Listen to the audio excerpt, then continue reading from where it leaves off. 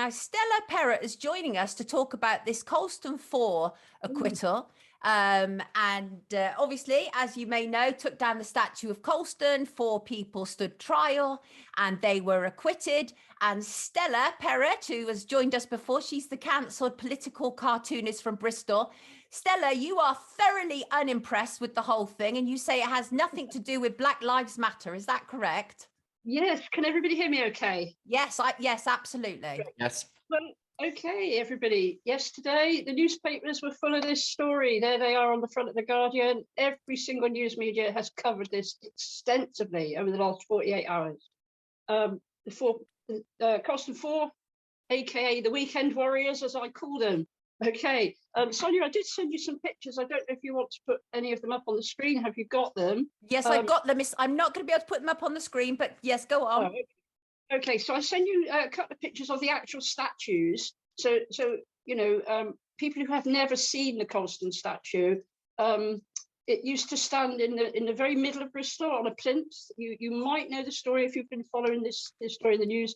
And it was torn down by, well, these 4 people were the ones who were charged with criminal damage for pulling it down in the middle of a Black Lives Matter protest last year in June.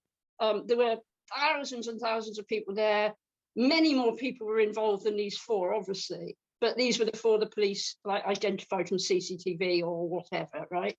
Do you want me to talk about the merits of this? Because hundreds of other people are talking about this, Sonia. Yes, go for it. I have a different angle. I don't. Of course you do, which is why you're here. Just so everybody's clear, obviously Colston, that statue of Edward Colston has long been very controversial in Bristol, obviously as a slave trader, and it has been problematic for a very long time. But Stella is here to give us the alternative take, which is why she's here. So go for it, Stella. Yeah. So I'm not going to whinge or cry about the verdict. There is enough people doing that. I'm only going to say to your audience, Sonia, that there was no way they were ever going to be convicted of criminal damage. It should not have been in the Crown Court in the first place. It was a magistrate court charge of vandalism. They would have walked away with a slap on the wrist or a fine. But the way their lawyers decided to manipulate this was to make it go to a Crown Court. That means that the charge had to be upgraded to criminal damage to get it into the Crown Court. Nobody wanted it in the Crown Court. This has tied up a whole year and a half of court time, which could have been spent with actual murderers and rapists being tried, with the backlog of cases we've got in the courts because of the pandemic. So nobody, excuse my throat a minute. That's all right. It is actually only 5 to 8 in the morning, Stella. It's early for me. I'm a retired person now. I like my lions, Sonia. Oh. Anyway, yeah, so it should never have gone to Crown Court. And everybody knew that. It was almost impossible to get a charge of criminal damage to stick. The statue was worth nothing, even as scrap metal. God, this is bad. That's all right. Go on, take a slug. Okay.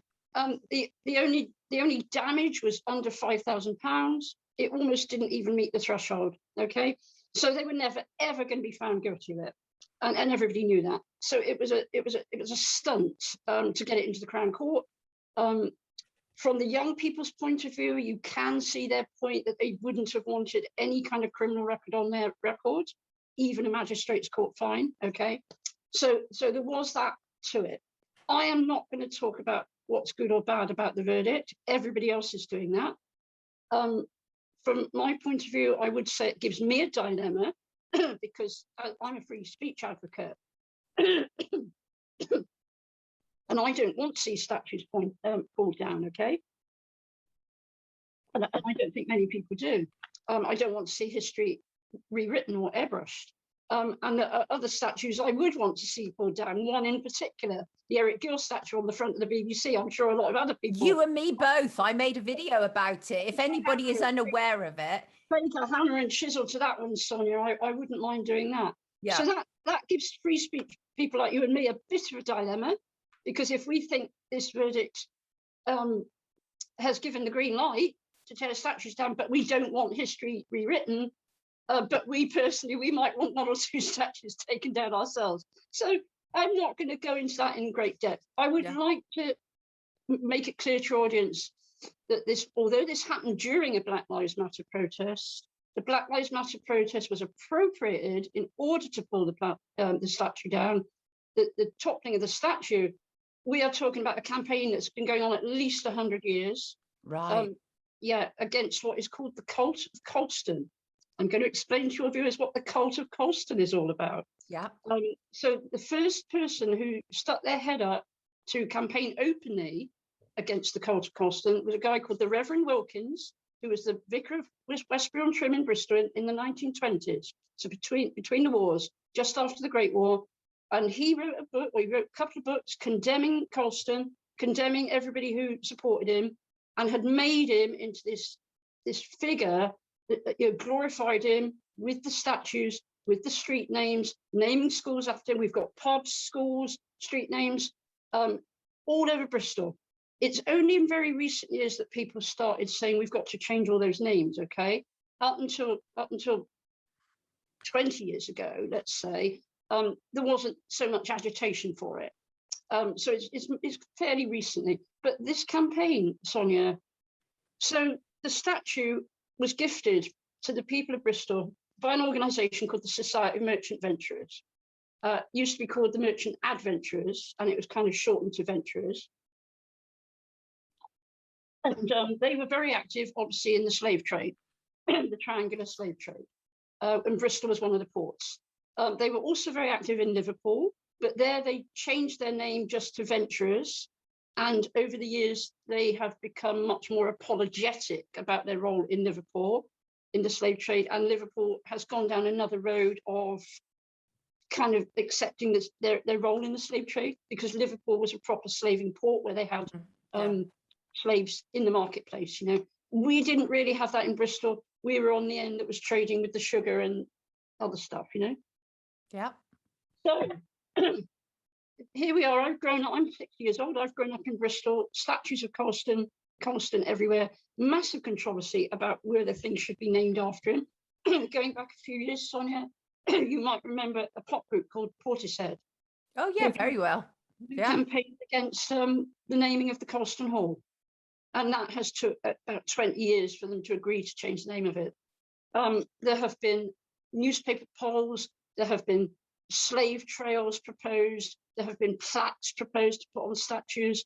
There have been debates in Bristol Council House. This has been going on all my adult life, okay? Right. And a long time before the BLM protests that we know now. And the Reverend Wilkins was very important in this, because he was like a modern YouTuber.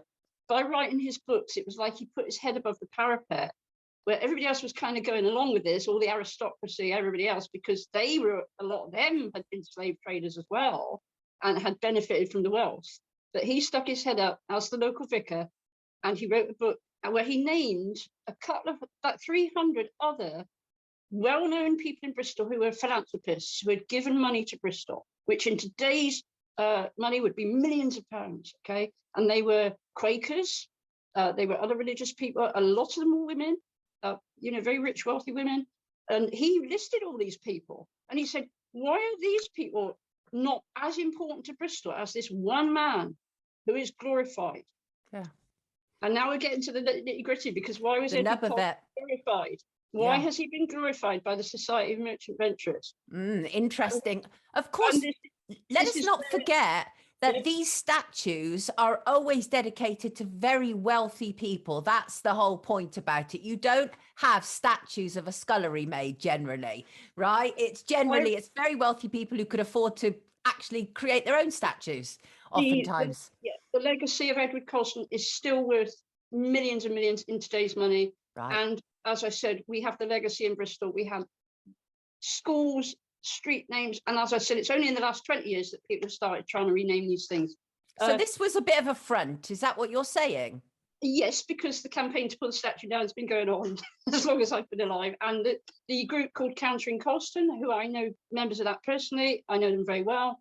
They were, some of them were at the trial. I was getting text messages from people who were following the trial. So I've been following this very closely. Countering Colston, they've been running at least 8 years, and they've had little protests in Bristol, demonstrations. And so this gives you an idea. This is way before the BLM. way before the modern BLM protests. Okay. So, but it was going to be a big occasion, that one of the biggest protests in Bristol. And they admitted in court that the four that were acquitted here, that they'd gone down there prepared with ropes and things. So people knew, you know, they'd gone prepared to do this, you know. Yeah. And it wasn't just them. There was a big group of people involved. So the fact that they've been let off with it, they did it, but they couldn't get the charge up to criminal damage. You know, it just wasn't sufficient what they'd actually done for criminal damage. And no judge and jury is going to direct for 4 young people to get a sentence of criminal damage, which would be on their kind of records forevermore if it doesn't meet the threshold. Okay, right. So exactly. We're going to have to wind up, Stella. Go on. All the stuff that you see in the newspapers, where they're outside the court saying, "Oh, the jury did this, the jury agreed with us." No, we never know in this country what the jury deliberations are. We don't know what the jury thought. If you see any of these news reports, you will not see a single statement from the judge. Yeah. Or a single pronouncement from the jury. All you're reading is from the activists, lawyers, and what they've got to say about it. Okay. Yeah. We don't know what the jury thought. All that judge wanted was to get them out of my courtroom. Yeah. You know, yeah. You're not guilty. Out you go. And that was all it was about. So none of this is about. They were not found not guilty because the jury agreed with them. They were found not guilty because it didn't meet the threshold of criminal damage. Right. And on that note, I'm going to have to let you go, lovely Stella. About the important thing, Sonia. Can we squeeze it in quickly? Make it quick, super quick. Right. Okay. The most important thing is that he was glorified almost as a saint because his body was found to be preserved. 100 years after his death, the Merchant Venturers consider him a modern day saint. The Reverend, the vicar I mentioned, was very opposed to this, and he was shut up in exactly the way they cancel people today for speaking out. Look at that. Thank you. So it was all about paganism, Sonia. It was not about BLM. Right. And if anybody wants to contact me privately, you can.